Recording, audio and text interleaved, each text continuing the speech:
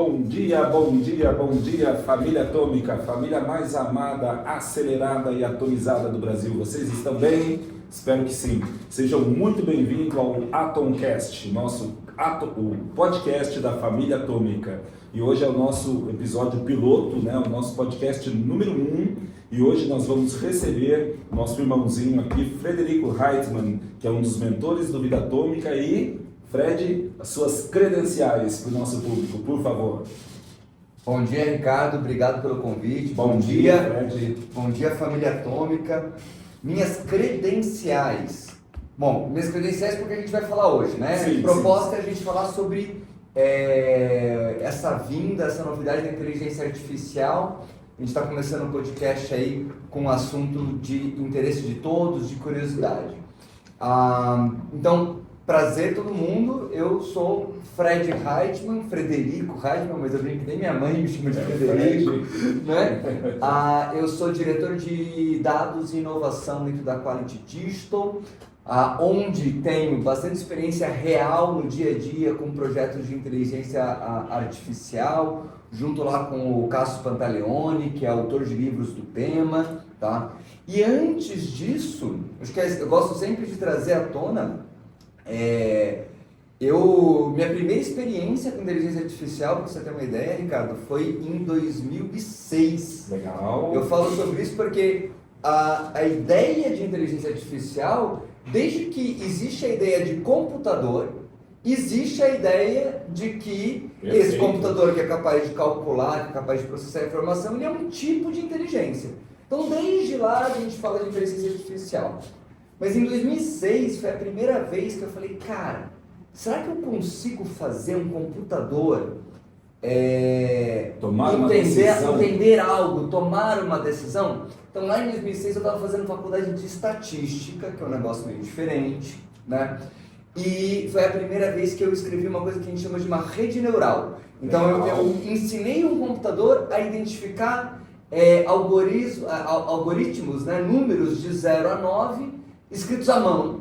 E ele conseguia decidir se aquilo escrito à mão, que número ele representava. Entendi. E pensa lá, padrões. Lá em 2006, eu tinha uma assertividade de quase 100%, e foi um projetinho de faculdade, com uma amostra de 50, assim. Então, foi a minha primeira experiência, então, desde então, eu estou muito atento a esse tema, e é um tema que, a partir de agora, vai acelerar e vai acelerar cada vez mais. Legal. Aí eu faço a minha primeira pergunta para você, Fred, que eu tenho certeza que é uma dúvida de todos que estão nos assistindo. Inteligência artificial, não tenho dúvidas, chegou para ficar, vai mudar, é um divisor de águas aí na história da humanidade, mais um divisor de águas. Só que causou muita polêmica a carta que o Elon Musk escreveu logo quando a gente começou a popularizar o ChatGPT, né? E dos riscos, do medo. É para a gente temer inteligência artificial? Não é para temer, vai ajudar, vai atrapalhar, vai potencializar, o que vai mudar na prática a nossa vida. Mas começa falando se é para a gente temer ou não a inteligência artificial.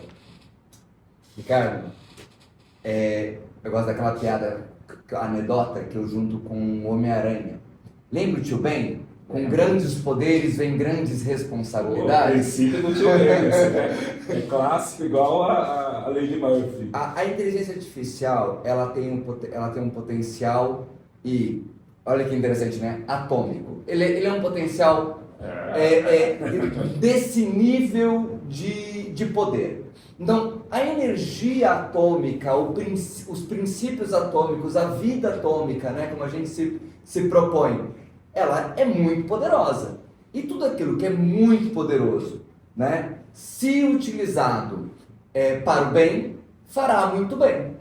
Se utilizado para o mal, tem potencial de fazer um estrago tremendo.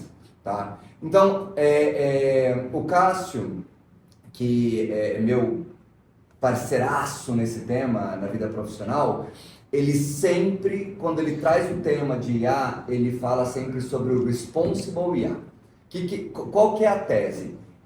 A gente precisa estar atento para garantir que toda aplicação de inteligência artificial ela seja uma aplicação com um princípio responsável, né?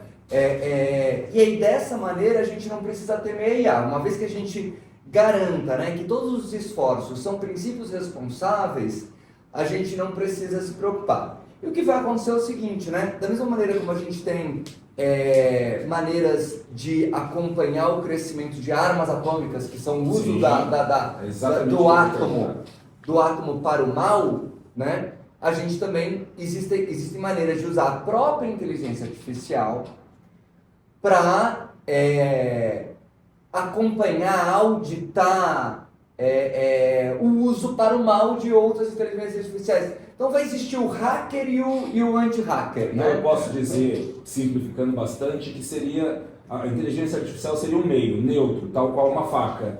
A faca ela pode ser usada para o bem, né, para cortar carnes, para o seu propósito, como ela pode ser usada para tirar uma vida humana. Mas ela em si ela é neutra, ela não é nem má e nem boa. Vai depender do uso que eu dou para ela. Não existe o risco, então, da inteligência artificial se rebelar contra a raça humana e tomar decisões por si que possam vir causar prejuízos para nós humanos?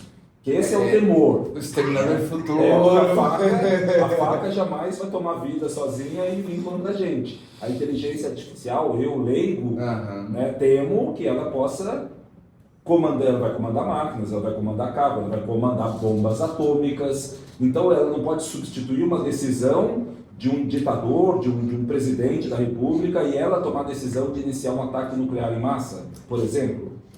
Imagine o seguinte, né? Olha que interessante as colocações, né? Eu posso usar uma faca para prejudicar, né, colocar a vida de alguém em risco. Um ditador pode apertar um botão e lançar uma bomba nuclear, né? Então, o que vai mudar é esse meio que hoje alguém com poderes desproporcionais pode apertar um botão e lançar uma bomba nuclear. Então a sua resposta é sim. A inteligência artificial pode apertar o botão por si. Minha resposta é assim, olha, ela é o botão. Ela só é um botão num novo formato. Percebe? Então, antes a decisão do ser humano era: eu aperto o botão ou não aperto o botão? Essa era a decisão do ser humano. Certo. Agora a decisão do ser humano ela deu um passo para trás. Quando eu decido criar uma IA responsável, então eu decido continuar trabalhando sobre IAs do ponto de vista de garantir que ela seja responsável, eu estou tomando a decisão de não apertar o botão. Agora, imagina que alguém esteja permitido, e eu acho que é aí que o Elon Musk entra com a carta, que é assim, olha, se a gente não for responsável, é como se eu já tivesse tomado a decisão hoje de apertar o botão. Só espero ela finalizar o processo. Ela vai finalizar o processo. Legal. Entendeu? Então, IA é sobre ter um botão disponível ali, entendeu? E a gente tem que garantir que esse botão, quando este botão for demasiadamente perigoso, né? Se a gente estiver falando do acesso a uma bomba nuclear, cara, essa IA que tem esse acesso, ela tem que ser extremamente responsável. Então ela pode agir ao contrário, para proteger a ela humanidade pode agir para proteger de uma decisão precipitada de um ditador, por exemplo. Por exemplo. Legal. Por exemplo, ela pode virar o Big Brother. Agora trazendo para o nosso dia a dia, né? Nós pobres mortais, o que a inteligência artificial já pode me beneficiar diretamente hoje? Pelo menos uma coisa que eu posso, a partir de hoje, fazer melhor usando a inteligência artificial. Só uma? Pelo menos uma. Se me der 1 milhão, melhor. Se me der uma quantidade atômica... Cara, assim, é bem atômico. Sabe por quê? Pensa o seguinte. A primeira coisa que eu diria para qualquer pessoa que está na dúvida de como usar a inteligência artificial, a primeira coisa que para mim foi muito importante, eu vejo que para outras pessoas também é sair da folha em branco. Começar, dar o primeiro passo. Dar o primeiro passo sobre qualquer coisa. Instalar o chat GPT no celular. E digo o seguinte, no que ela vai te ajudar, sair da folha em branco. Então, por exemplo, assim, vai lá e instalou o chat GPT no celular, que é uma versão gratuita. Então, quem não instalou, você já recomenda que instale hoje o chat GPT no celular. Instala, depois a gente vai ensinar como instala para quem nunca instalou e nem faz ideia do que é. Quem está mais avançado tem outras ferramentas. Mas quer começar safe, né? Já tem todo um processo em torno. O ChatGPT é gratuito, funcional, ele já tem certas salvaguardas de segurança nesse uso pessoal, então já é um bom começo, já é um começo responsável. E o que acontece, né? Instalou lá. Cara, o primeiro uso que você vai fazer é sair da folha em branco. Vou dar um exemplo. O que eu vou fazer como é que eu vou mandar uma mensagem para alguém que eu estou com dificuldade de escrever? Você pode pedir para ele, olha, eu quero mandar uma mensagem para o meu chefe, mas eu não quero parecer indelicado, né? Como é que eu poderia começar uma mensagem, né? Ou eu quero fazer um post na rede social, ou eu vou fazer um jantar de hoje à noite, né? Então, o ChatGPT, sabe aquele seu amigo, aquela pessoa que te conhece, que é teu amigo, que é a pessoa que normalmente você está jogando conversa fora e você pede uma opinião só para você. Mas o que a gente podia fazer mais tarde? Cara, o ChatGPT ele funciona super bem para isso. Pelo amor de Deus, gente, ele não substitui as relações humanas. Ele não toma cerveja, ele não toma vinho, ele não fuma charuto. Exatamente. Mas Ainda.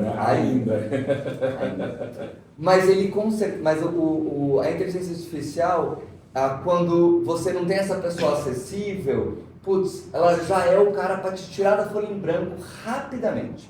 Vou dar um exemplo. Olha que interessante. As crianças, assim, vai ser um problema, a gente pode falar sobre isso depois, mas imagina as crianças usando isso. Hoje eu tava indo levar meu filho para a escola e ele perguntou assim para mim. Na verdade é meu enteado, então ele me chama de Fred, gente, não tá? Desculpa. Ele falou, Fred, Dimitri, o que é cartilagem?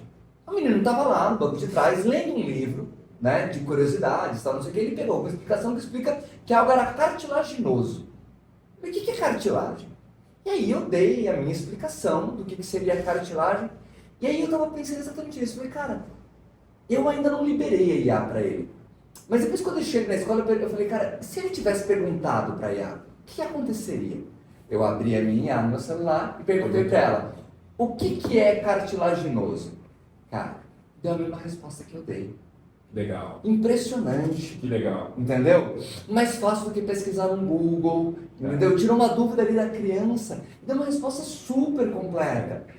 Eu vejo muitas mães utilizando, por exemplo, vai fazer a festa de aniversário do filho. Então ela pede, IA, favor criar o roteiro de uma festa de aniversário com o tema tal. Ela dá sugestões de docinho, sugestão de convite, como convidar as pessoas, dá um roteiro em passos e você pode ir aprimorando a resposta dela, né? Esse é um exemplo dois exemplos extremamente simples, mas funciona tanto para coisas simples, para coisas medianas e para coisas extremamente complexas, né? Sim. Porque o volume de dados que alimenta ela é muito grande e a rede neural nela, ela não busca conhecimento numa única fonte, né? Ela vai cotejando por inúmeras fontes, é assim?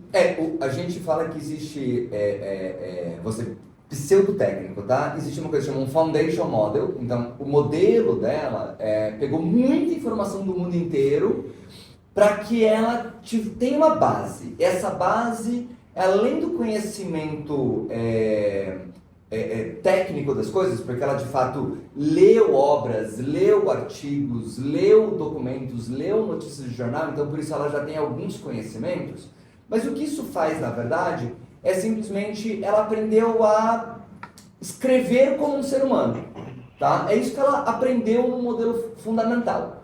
Então ela aprendeu a escrever como um ser humano. Ela não pensa, mas como ela sabe escrever, organizar as palavras de uma maneira que um ser humano também teria escrita, o que acontece? Essa IA, ela sabendo escrever, a hora que você pergunta algo para ela, se já estiver na base de conhecimento, ela responde como que está na base de conhecimento, senão ela de fato pesquisa na internet e te traz. Então se você pedir para ela uma receita, talvez ela não tenha uma receita, sei lá, de um pavê diretamente na base dela. Mas ela faz uma pesquisa na internet, ela pesquisa uma receita de pavê e ela te descreve, ela interpreta a receita para você. Aí eu te pergunto, se ela faz isso, qual que é a diferença entre eu solicitar para a inteligência artificial uma receita de pavê ou eu entrar no Google e digitar receita de pavê e procurar de forma orgânica pelo Google e encontrar uma receita? Perfeito. Quem garante que a receita que ela vai me dar é uma receita que já foi testada e validada por mais pessoas do que a primeira receita que eu pegar numa pesquisa orgânica do Google? Ou não tenho essa garantia? Você hoje não tem essa garantia. Tá. Ela vai pegar uma receita qualquer. Pensa assim, ela, de alguma maneira, ela Ou ela vai ter uma receita? ela vai realizar o mesmo processo neste momento. Que Ela vai realizar mais ou menos o mesmo processo que você realizaria. Então ela vai automatizar eu entrar no Google, digitar e procurar. Então ela tem uma palavra que eu gosto que é cognição, né? Então o grande ganho que eu acredito da IA nesse momento é que ela vai salvar um pouco de cognição humana. Então, quer não, entrar no Google, você precisa pegar um dispositivo, abrir o dispositivo, aí você precisa digitar alguma coisa corretamente, né? Que às vezes não é como se fala. Aí você vai gastar alguns segundos lendo 3 anúncios que tem lá em cima, depois você vai gastar alguns segundos escolhendo qual é o título que mais tem a ver com aquilo que você pesquisou, você vai clicar, vai esperar carregar. Aí você vai passar um olho, você vai ler para entender se era aquilo que você queria. E aí quando você decidir que aquela receita era aquilo que você estava procurando, talvez você então comece a ler a receita de fato e entender o que você queria. Aqui era onde você queria estar, na verdade. Você queria estar ali. Então tudo isso que eu falei antes, a IA vai fazer para você.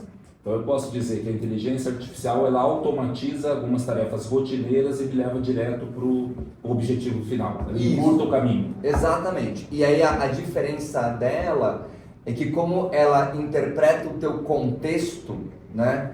Essa que a gente chama de GPT, né? Ela interpreta o teu contexto, ou seja, ela começa a saber quem você é, o que você faz, o que você gosta, como ela interpreta o teu contexto, então ela vai automatizar cada vez mais. Ela vai ficando personalizada. Ela vai ficando personalizada. Aí é o aprendizado de máquina ou não? Isso é o aprendizado de máquina. Isso é o aprendizado de máquina. Gente, assim, ó, eu tô ansioso, porque já tem muitas ferramentas saindo por aí. Mas no caso do pavê, então seria interessante, eu pedi a receita do pavê, ela me deu uma receita do pavê.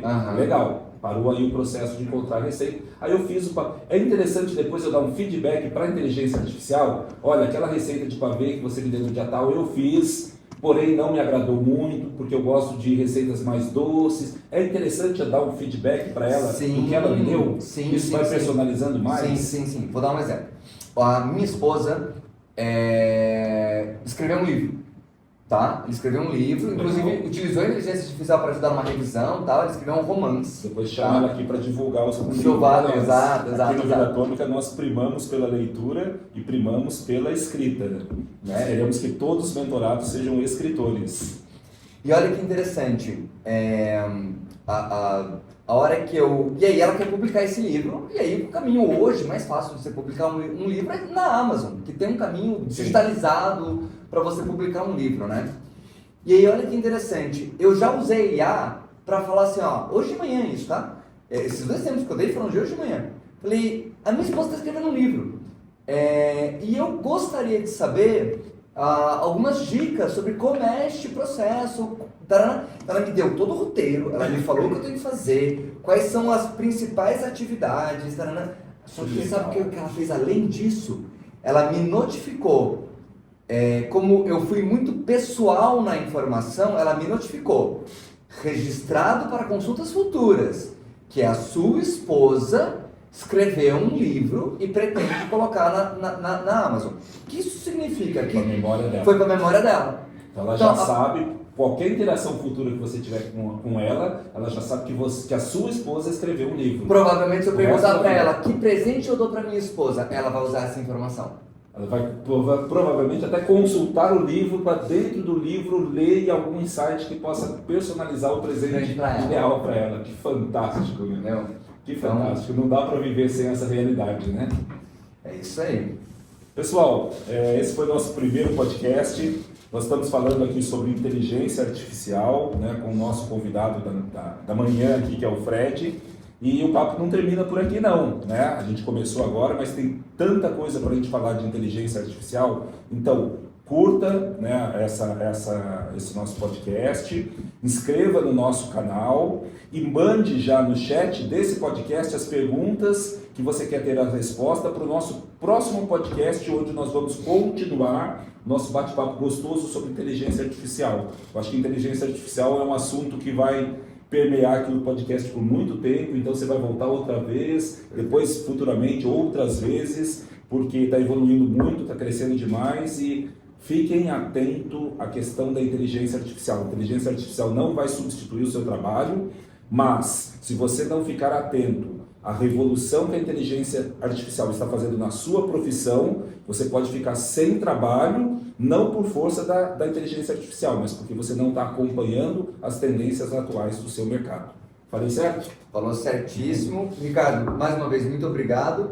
E uma sugestão, esse livro que a minha esposa está escrevendo é um romance sobre este momento da inteligência artificial, né, na vida das pessoas. Então, fica aí uma proposta da gente continuar essa conversa com essa visão romântica. Legal. De como que isso vai impactar a vida das pessoas e as relações das pessoas. Então, no próximo podcast sobre inteligência artificial, sua esposa está convidadíssima para a gente fazer aqui, continuar a nossa mesa, a nossa conversa, e vamos dar esse tom de romance. Quem disse que romance e inteligência artificial não se coadunam, né? Ele vai desmistificar isso aí. E eu tenho certeza que a gente vai aprender muito juntos e estamos juntos, irmãozinho. Pessoal, muito obrigado. Até a próxima e vamos dar uma vida atômica aí, galera. 1, 2, 3 e... Vida atômica!